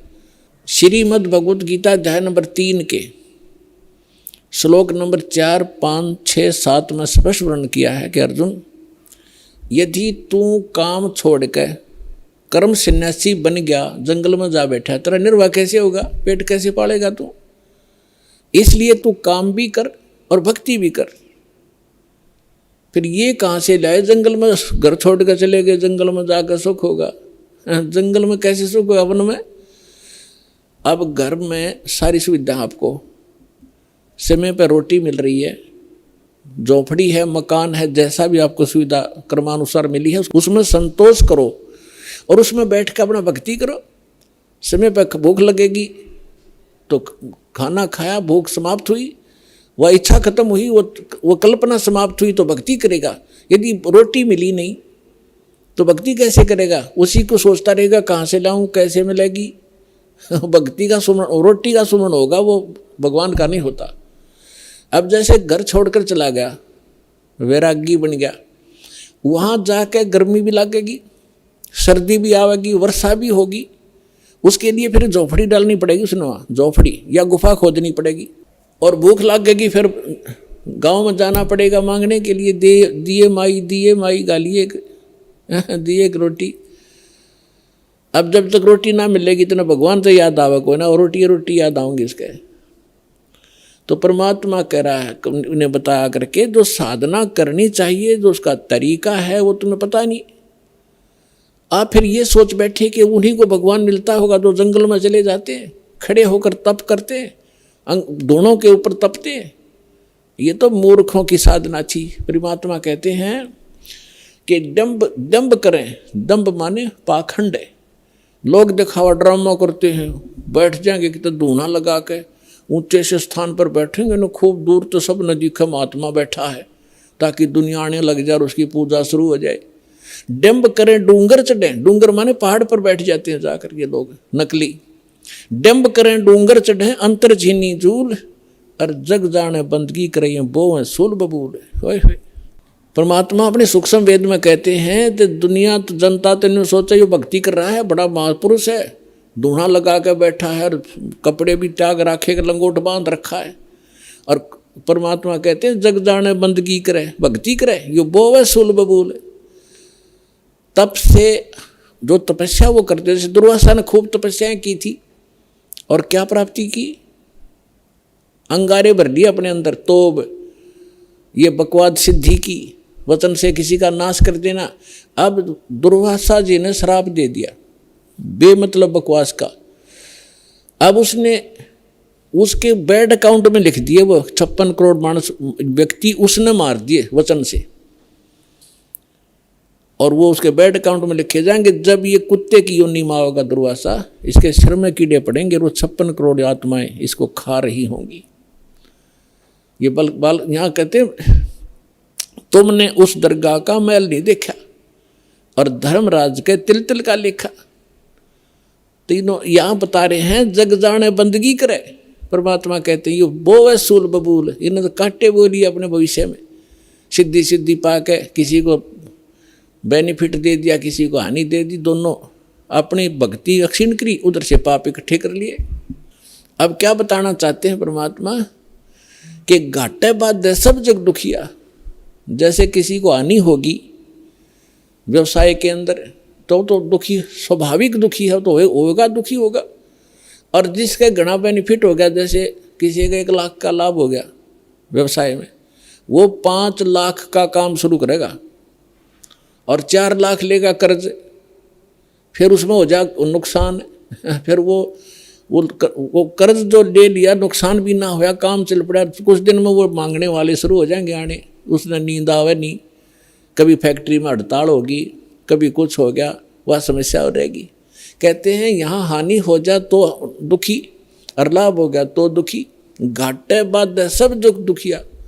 और के गृहस्थी बैरागी हो, अब बैरागी बनकर जंगल में जा बैठा, वहाँ भूख लगी, समस्या है गर्मी और सर्दी वर्षा, ओले पड़े सिर में, फोड़ दे सिर ने, उसके लिए झोंपड़ी डाली, फिर बर्तन भी लाया तो इधर से मांगे मूंगे गए, फिर वो सांग जोड़ लिया जो छोड़ कर गया था घर से। क्या फायदा है वहाँ जंगल में बैठने का, घर में समय पर टूक मिल रहा है, रोटी मिल रही है, खाओ और भजन करो, अपना काम भी करो, निर्वाह भी करो। तो ये वास्तविक तरीका यही था। इन नकलियों को देखकर हम सच्चाई हमें प्राप्त नहीं थी, हम भी ये सोचते रहे कि इन्हीं को भगवान मिलेगा, फिर भी हम छोटी मोटी अपनी राहत के लिए भगवान को याद करते रहते थे। वो भी तरीका ठीक नहीं था। कहते हैं घाटे बाद सब जग दुखिया के गृहस्थी बैरागी हो। और सुखदेव ने दुख के डर से गर्भ में माया त्यागी हो।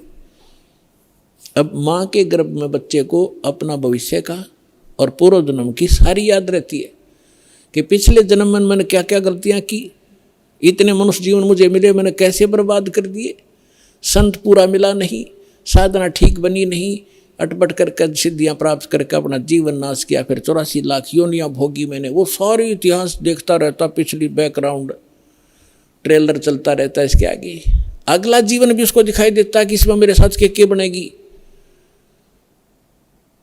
तो ये सोचता है कि हे भगवान अब के इस नरक से निकाल दाता, पीछे गलती हुई सो हुई, अब के गलती नहीं करूँगा, परम संत को खोजूंगा, केवल भक्ति करूँगा, आपकी याद करूँगा, पीछा छुटवाऊँगा, जन्म मरण का रोग कटवाऊँगा और केवल अपना निर्वाह के लिए अपना सिंपल वे से रहूँगा और निर्वाह के लिए काम भी करूँगा, लेकिन भक्ति अवश्य करूँगा, मूल उद्देश्य जानकर करूँगा, मुझे एक बार निकाल दो बात था।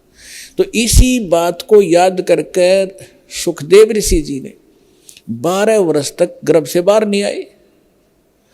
फिर ब्रह्मा विष्णु महेश यहाँ के व्यवस्थक हैं, इनको चिंता बनी, काल ने इनको प्रेरणा की, अंडरग्राउंड रूममेट उसके हाथ में है, इन्होंने मीटिंग की कि भी एक सुखदेव नाम के एक ऋषि है, एक बच्चा है गर्भ से बाहर नहीं आ रहा है, 12 वर्ष हो गए, ऐसे अगर ये मर्यादा हमारी खराब होगी तो बहनें 12-12 वर्ष तक बच्चों को गर्भ में रखने लगेंगी तो माँ दुखी हो जाएंगी।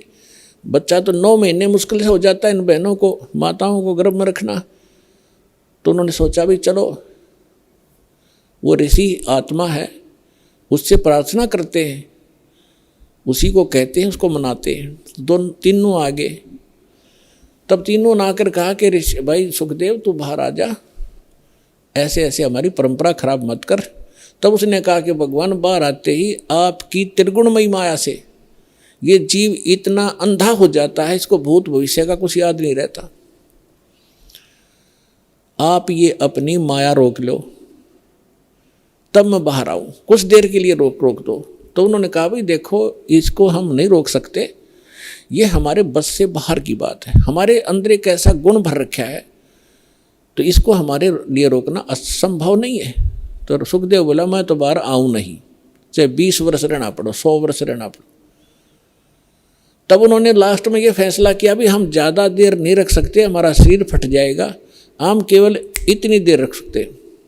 ये देख ले कितना क्षण है। सुखदेव जी ने कहा कि आप इतना ही रख लो, देर रोक दो इसको। तो जब वो बाहर आते हैं तुरंत उनकी तीनों गुणों का जो इफेक्ट है हमारे ऊपर एकदम असर करता है। उस समय जब वो माँ के गर्भ से बाहर आया तो वो इतनी देर रोके, इतनी देर में बाहर आ गए, वो चले गए। अपने आत्माओं उसको इस दुख के डरते हैं, गर्भ में माया त्यागी कि मैं इस संसार के चक्कर में नहीं पड़ूंगा, अपना मोक्ष कराऊंगा। मोक्ष बालकों का खेल है। घर से उठ गया आकाश, पिछले संस्कार से उसमें इतनी सिद्धि थी आकाश में उड़ जाता था, आकाश में उड़ गया, आगे जाके धरती पर टेकना तो पड़ेगा, आकाश में कितने दिन रहेगा, रोटी भी खानी है, आगे नहाना धोना भी होता है, फिर वहाँ पृथ्वी पर फिर गिरा वापस। कहने का भाव ये है कि फिर इस पिछले पूर्व जन्म के भक्ति शक्ति से कुछ सिद्धियां आ जाती और उन सिद्धियों से हम ये मान बैठते हैं कि ये बड़ा महापुरुष है। सिद्धि तो इस प्राणी का सबसे बड़ा दुश्मन है। अरे इसके लिए ये, इसी के कारण ये सब ऋषि और महर्षि प्रसिद्ध हो रहे थे। अंत में आपने कथा बहुत बार सुनी है सुखदेव ऋषि की। ये ऋषि महर्षियों में जाता था, इसका बड़ा सत्कार करते थे, स्वर्ग लोक में जाता था, वहाँ भी इसको विशेष आसन दिया जाता था, बड़े महापुरुष हैं। एक दिन विष्णु लोक में चले गए। प्रत्येक डिस्ट्रिक्ट में और प्रत्येक प्रांत में गवर्नमेंट रेस्टोरेंट, गवर्नमेंट वो होते हैं, ये रेस्ट हाउस होते हैं, उसमें उच्च अधिकारी ही रुका करते हैं। तो ये सुखदेव प्रत्येक भगवानों की इन लोकों में, शिवलोक में, विष्णु लोक में, ब्रह्मा जी के लोक में, इंद्र के लोक में, इनके अपने अपने अलग से रेस्टोरेंट हैं जिसमें अधिकारी गण यानी देव लोग ही जाकर रुकते। तो ये पहुंच गया वहाँ पर सुखदेव ऋषि विष्णु जी के लोक में। उस रेस्ट हाउस में जाने लगा, सामने खड़ा था गेट कीपर, उसने रोक दिया, ऋषि जी रुको। कहाँ जी बोलो, आपका अपॉइंटमेंट लेटर दिखाओ, आप कौन हो, किस रैंक के हो। क्या मतलब कि आपका गुरु कौन है? कि मेरा कोई गुरु नहीं, मुझे गुरु की क्या आवश्यकता है, तो मेरे पास इतनी पावर है, ऐसी शक्ति है। बोला जी ऐसे नहीं, इस रेस्ट हाउस में वही आ सकता है जिसके पास ये, जिसका अपॉइंटमेंट हो रहा हो। और कहने का भाव यह है कि जो कोई अधिकारी हो, गुरु जिसने धारण कर रखा हो, और गुरु भी मान्यता प्राप्त हो, नकली गुरुओं से भी अलाउड नहीं आना, नकली गुरुओं के भक्ति करके गुरुओं से। तो ऋषि उस सुखदेव ने काफ़ी उनके साथ जख मारा, लेकिन उन्होंने फाइनल कर दिया कि नहीं, विष्णु जी का आदेश है। तब ऋषि ने सोचा था, सुखदेव ऋषि ने, कि विष्णु जी बड़े खुश होंगे मेरे तय, मैं ऐसी भक्ति की हुई है और वो भगत बछल है। तो सुखदेव ऋषि ने कहा कि विष्णु जी से बात कराओ मेरी, तुम मुझे क्यों नहीं जाने दे रहे हो। तो वो पहरेदार गए विष्णु जी के पास, बाकी वहीं खड़ा रहा एक दो, कि भगवान ऐसे एक ऋषि आए हैं, सुखदेव नाम बता रहा है, और वो जिद कर रहा है इस स्वर्ग के अंदर रेस्टोरेंट में जाने का, रेस्ट हाउस के अंदर जाने की। तो विष्णु जी ने पूछा फिर आपने मना क्यों किया? कि उन्होंने बताया कि उनका गुरु नहीं है, कोई निगुरे हैं, वो अधिकारी नहीं, और आपका आदेश है कि जो निगुरा व्यक्ति हो जिसका गुरु नहीं हो इसमें अलाउड नहीं है।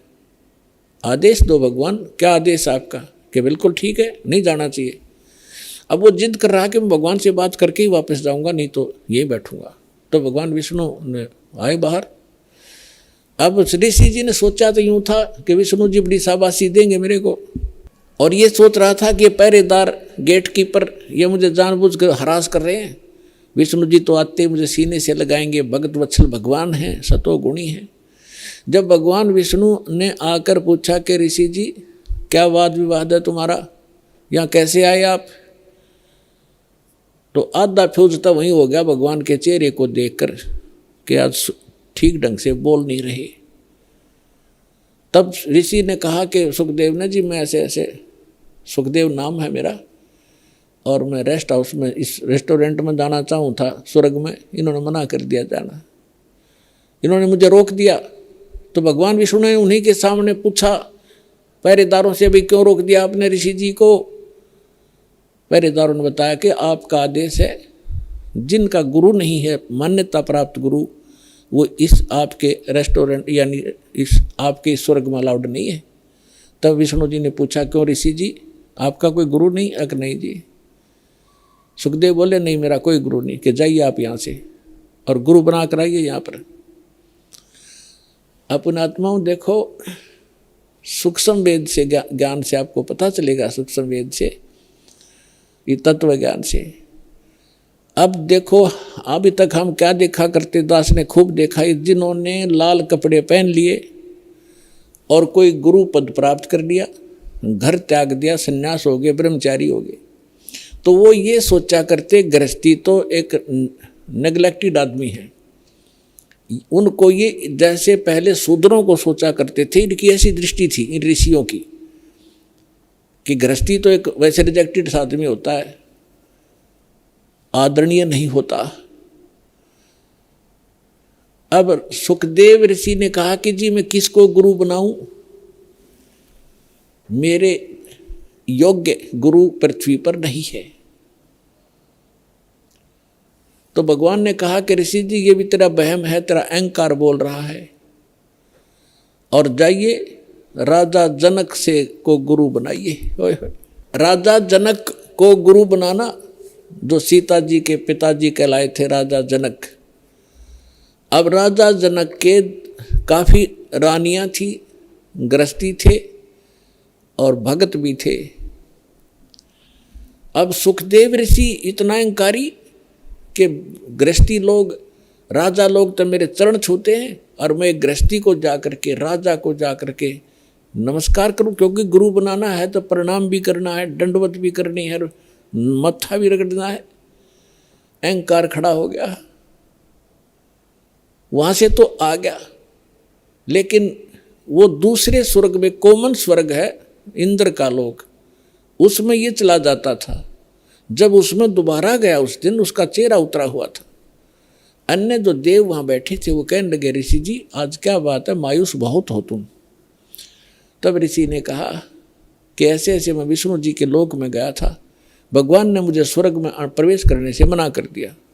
तो जितने भी वहाँ बुद्धिमान भगत संत महात्मा बैठे थे, ऋषि और देव, वो कहने लगे ये बात दची नहीं, सुखदेव आपकी बात हमारे गले नहीं उतर रही कि भगवान विष्णु और आपको ऐसे अनादर किया आपका, नहीं कोई बात बता गलती क्या है। तब उसने बताया कि भगवान ने कहा कि तू गुरु नहीं बना रखा, इसलिए आप यहाँ रहने के अधिकारी नहीं हो। तब उन महापुरुषों ने जो वहाँ बैठे थे बुद्धिमान, उन्होंने कहा कि सुखदेव आपका कोई गुरु नहीं है? कि नहीं मेरा कोई गुरु नहीं है।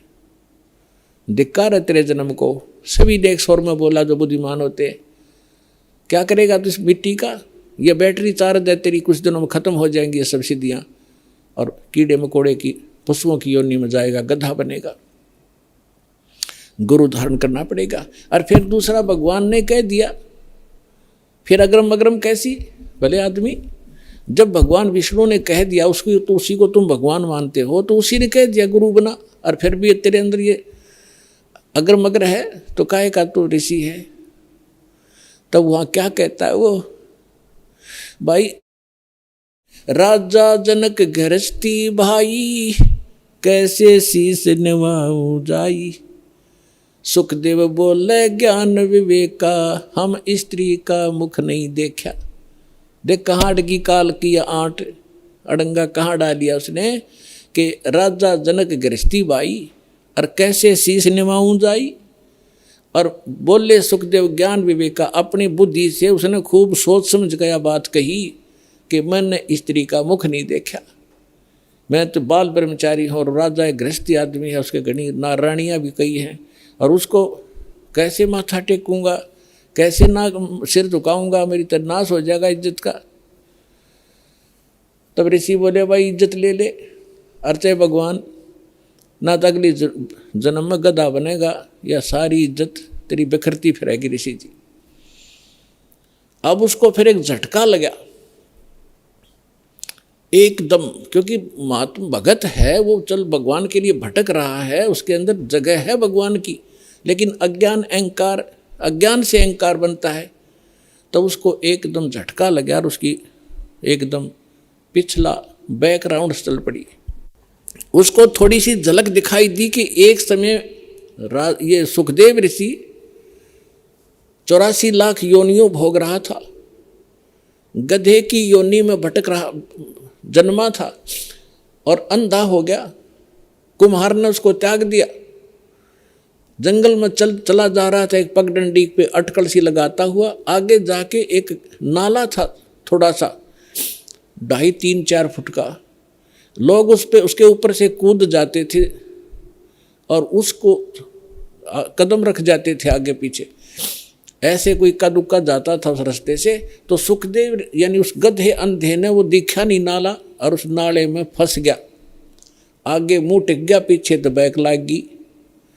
अब कोई इक्का दुक्का व्यक्ति वहाँ उस रास्ते जाता था, दिन में 2-3 दिन में एक आध, वो निकाल नहीं सका उसको। उसके कमर पे पैर रखे व्यक्ति और पुली बना ली, पार होने लगे उसके ऊपर से। तो उसको वो घटना याद आई और 10-15 दिन हफ्ते 10 दिन वो भूखा प्यासा वहाँ मरा। वो उसके सामने वो चक्कर काटने लगी वो घटना। तब राजा जनक से जाकर दीक्षा ली। ये लंबी कहानी है, फिर कब बताएंगे। तो यहाँ परमात्मा कहते हैं भाई घाटे बाधे सब जग दुखिया, के गृहस्थी बैरागी हो। सुखदेव ने दुख के डर से गर्भ में माया त्यागी हो, गर्भ में माया त्यागी हो। अब यहाँ तो ये बताना चाहा है कि तुम तो इस छोटे मोटे सुख को ही मान रहे हो, और उस महापुरुष ने तो गर्भ में पता लग गया था भयंकर दुख होगा मेरे ऊपर, और उसने गर्भ भी त्याग दिया, परमात्मा के लिए भटक भी रहा था। फिर वो अहंकार हो गया उसके अंदर और कुछ नहीं बनना था। जो भी थोड़ा बहुत उसको प्राप्त होना था, राजा जनक से उपदेश लेकर विष्णु तक की भक्ति की उसने। अब क्या बताते हैं परमात्मा कि इन साधनाओं से और इनके ज्ञान से आपको पता भी लग गया, तो समाधान कंप्लीट ना होने से फिर दुख ज्यों का त्यों। और जो हम साधना बताने जा रहे हैं, इसके करने से ये रोग कटेगा, सदा के लिए सुख होगा। सुखदेव ने 84 भुगती बना पजावे खरवो, तेरी क्या बुनियाद पुरानी तू पेंडा पंथ पकड़वो। क्या बताना चाहते हैं भगवान कि सुखदेव ऋषि ने 84 भुगती, 84 लाख योनियों में कष्ट उठाए ऐसे महापुरुष ने, और बिना पुजावे खरवो, खर माने गधा, पुजाओ माने कुम्हार के उस सिस्टम पर। और तेरी क्या बुनियाद पुरानी तू पेंडा पंथ पकड़वो, कि अब तेरा क्या औकात है। जब इसे ऋषियां की विरन मट्टी हुई साधना के करने से, अब हम जो पेंडा मार्ग पंथ, जो वे ऑफ वर्शिप, पूजा का मार्ग तुझे बता रहे, इसको ग्रहण करो, इससे लाभ होगा। फिर क्या बताते हैं कि जंगम दुखिया जोगी दुखिया, तपस्वी को दुख दूना हो, आशा तृष्णा सब में व्यापे, कोई महल ना सुनो हो, कोई महल ना सुना हो। जंगम दुखिया, योगी दुखिया, तपस्वी को दुख दूना हो। तपस्वी क्या करता है, एक जन्म में घोर तप करता है, अगले जन्म में राजा बनता है, तप से राज राज मदमानम, और जन्म तीसरे शुक्र सवानम, अगले जन्म में गधा बनता है राजा तीसरे जन्म में। एक पहले जन्म में तप किया, शरीर खूब दुखी किया, अगले जन्म में राजा बन गया, राजा महादुखी होता है, सपने में सुख नहीं होता यहाँ के राजा को। अब आपको बता ही दिया। कहते हैं तपस्वी को दुख दूना हो, पहले तपस्या करने में दुख, और फिर राज करे, सपने में भी नींद नहीं आती, रात को भी नींद नहीं आती, गुटी ला के पड़े रात में राजा, ये छोटे मोटे सुख। अगले दिन में गधे की योनि में जाएगा तीसरे, तप से राज राज मदमानम, और जन्म तीसरे शुक्र सवानम, कुत्ता और गधा बनता है। ये दुर्वासा की कथा आपको सुना दी, उसने हजारों वर्ष तप किया, ये डले डोए, ये प्राप्ति की, नाशकरण की साधना कर ली। इसी प्रकार फिर बताते हैं कि साच कहूँ तो जग नहीं माने, पर झूठ कही ना जाई हो। ये ब्रह्मा विष्णु शिव जी दुखिया, जिन ये राह चलाई हो, जिसने यहाँ इस जन्म पालन और मृत्यु का जो ये मार्ग चला रखा है, ये तीनों दुखिया। फिर क्या बताते हैं कि भूपति दुखिया, यानी पूरी पृथ्वी का शासक भी दुखिया, सुरपति दुखिया, भूपति दुखिया। सुरपति इंद्र वो महादुखी, और रंक दुखी बपरीती हो, और गरीब आदमी तो वैसे स्वाभाविक दुखी, रंक दुखी बपरीती हो। ये तो या तो रीत है कि गरीब वही दुखी रहे, सारी आपदाएं गरीब आया करती हैं। जो सत भक्ति नहीं करता, जो सत भक्ति नहीं करता गरीब, और जब भक्ति सही मिल जाती है, कबीर साहब कहते हैं, कहें कबीर और सब दुखिया, एक संत सुखी मन जीती हो, संत सुखी मन जीती हो। संत हो, परम भक्त हो, परम संत से दीक्षा लेकर के, और फिर जैसे संत बताते हैं, जो परम संत होगा, सतगुरु मिले तो इच्छा मेटे, पद मिल पदे समाना, चल हंसा उस लोक पठाऊं, जो आदि अमर अस्थाना। अब क्या बताते हैं कि सतगुरु मिलेंगे तो यहाँ की इच्छाएं समाप्त करवाओगे सबसे पहले, कि किसके लिए तू सारा जीवन नष्ट कर रहा है, इन कोठी और बंगलों के लिए। एक मिनट में मृत्यु हो जाती है, जोड़ा जाड़ा सारा छोड़कर गधा बनकर घूम रहा होता है। तो कहते हैं जब संत वो भक्त सुखी होगा, जो इस तत्व ज्ञान के आधार से अपना जीवन सफर तय करेगा, और कोई इस पृथ्वी पर सुखी नहीं हो सकता। समर्थ का शरणाग हो रघुहोरी हो, और कदे न हो ए काज राम रंग होरी हो। समर्थ की शरण में आओ, यहाँ के अंगार भी बुझा देगा आपके लिए, आपके जीवन में कांटे भरे उनको साफ कर देगा, और आपको यहाँ भी सुख देंगे, सतलोक में ले जाएंगे, आपका पूर्ण मोक्ष कराएंगे। पुणात्माओं, आप इतनी दूर से आते हो, और किस लिए? एक एक अक्षर को ज्ञान ध्यान से सुना करो। जैसे एक अच्छे विद्यार्थी होते हैं, प्रत्येक लेक्चर का प्रत्येक शब्द घोट लिया करते हैं, एक अक्षर को भी नहीं जाने देते कहीं हम फेल ना हो जाए। तो इस प्रकार आपको परमात्मा ने इतना समय दिया है, कितनी दूर से आपको लेकर आए हैं। करे करावे साइया मन में लहर उठा, दादू सर्जर जीव के आप बगल हो जा।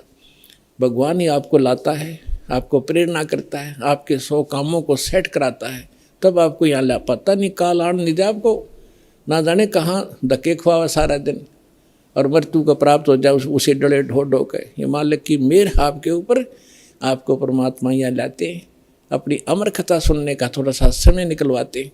इसको ध्यान से सुना करो। सत साई।